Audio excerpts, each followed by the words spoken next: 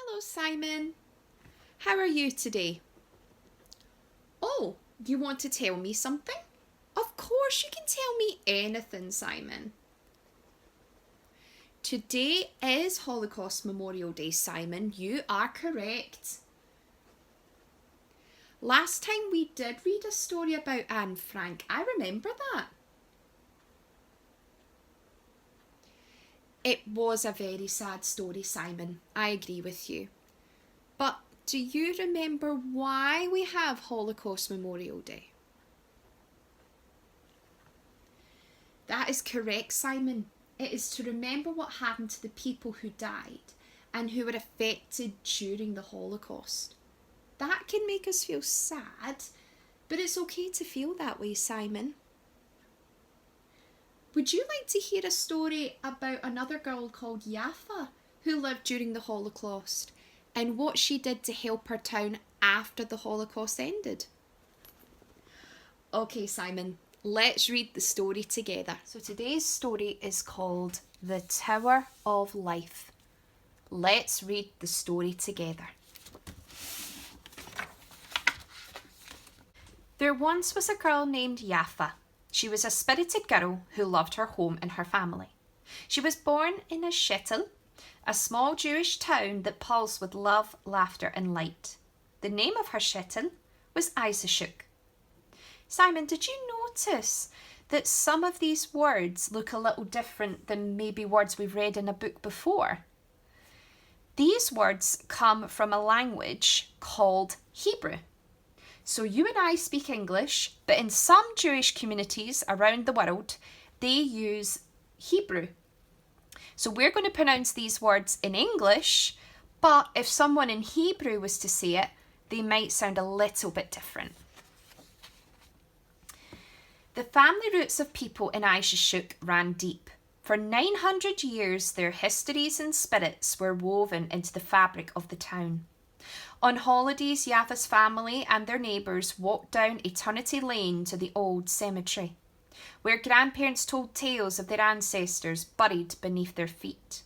Their stories swirled around one another, keeping their faith and traditions alive. As the seasons turned, Jaffa, her older brother Isaac, and their many cousins played in the town. In winter, they went sledding and skating. Did you notice, Simon, that I pronounced this name as Isaac, but it's written a bit differently than we would see in books if someone wrote Isaac? This is how they spell Isaac in Hebrew. And also, they would say it a little bit differently as well.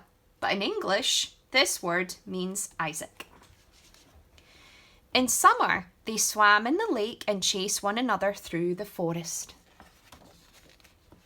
On market days, Jaffa helped her grandmother Chaya sell candles. They laughed as they shouted over the merchants hawking their wares.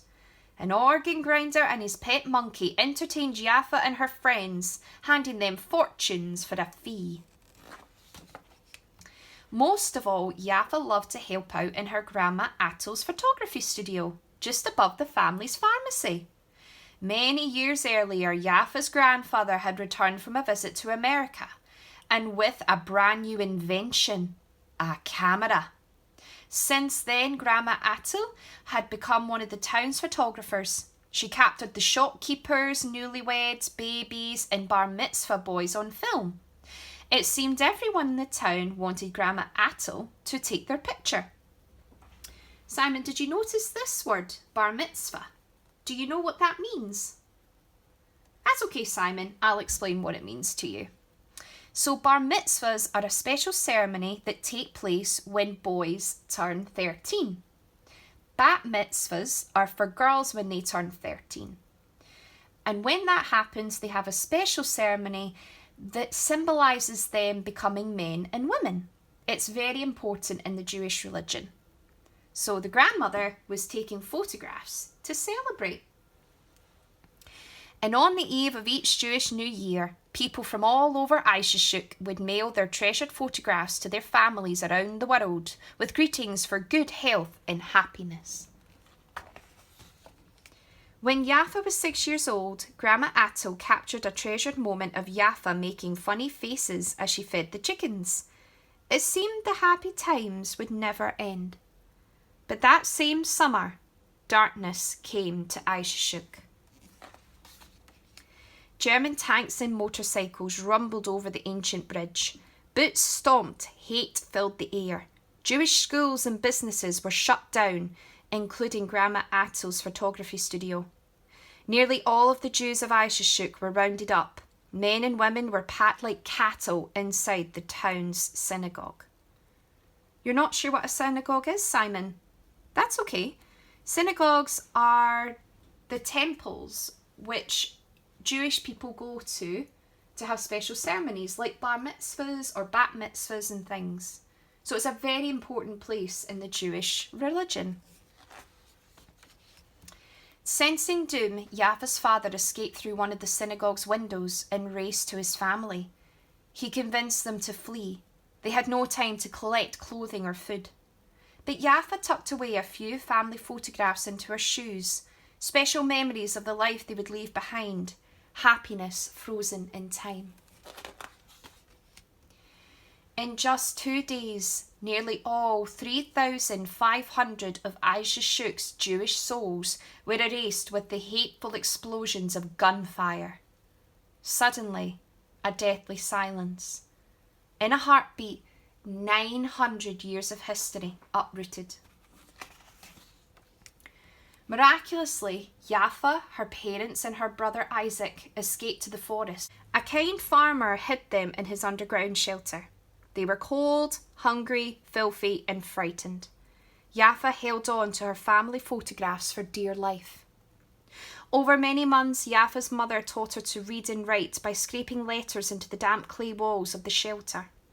Her father kept their spirits alive by sharing stories of the town's holidays and weddings.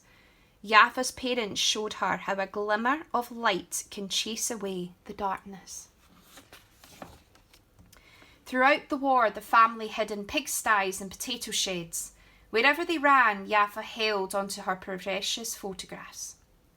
Sunshine and smiles and chickens, they reminded her of home, snapshots of light and life captured in time. When the war ended, Jaffa knew it wasn't safe to return to Eishyshok. No Jews remained there.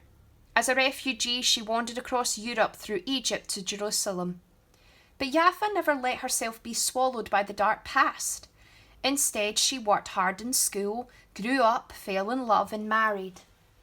Jaffa and her husband moved to America and raised a family. Having survived the Holocaust, Jaffa became a professor of history, a world-renowned scholar of that terrible time period. Every now and then she looked at her family photographs to remind herself of the life that once was. Her beloved Eishyshok still remained in her heart. 35 years after the war was over, President Jimmy Carter reached out to Jaffa.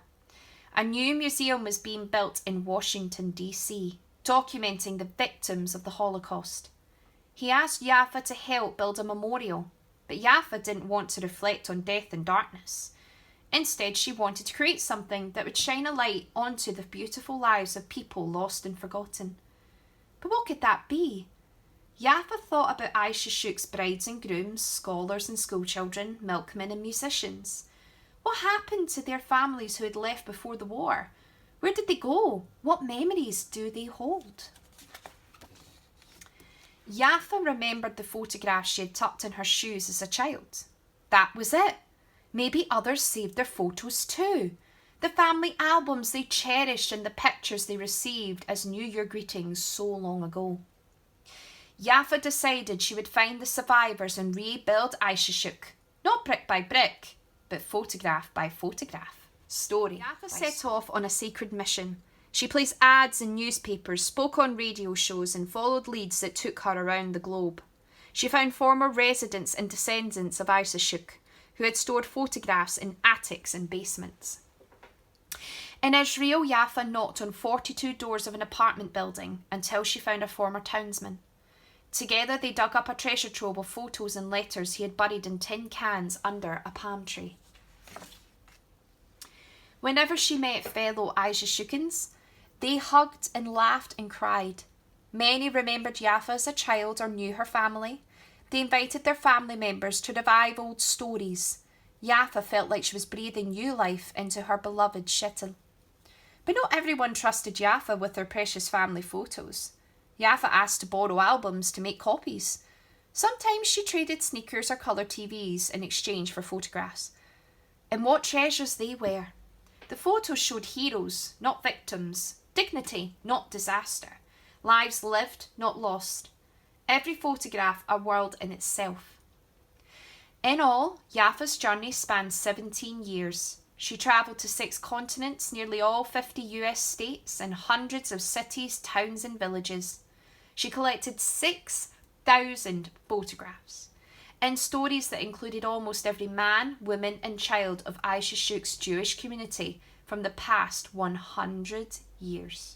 Today, if you travel to Washington, D.C., you can see Jaffa's Tower of Life in the US Holocaust Memorial Museum. More than 1,000 photos of the people of Eishyshok soar 3 stories high for all the world to see. A world filled with love, laughter and light. A world that will never be forgotten. One photograph in the collection shows a curious little girl in a gingham dress held in her father's arms. This girl's name is Jaffa. She was born in a shtetl called Eishyshok. May her spirit and legacy continue to shine forever. That was an inspiring story, Simon.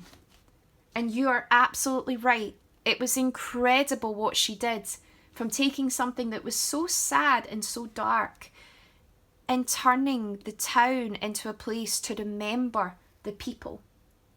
So what Jaffa decided to do was, instead of just remembering that the people died, she wanted people to remember how they lived before the Holocaust as well.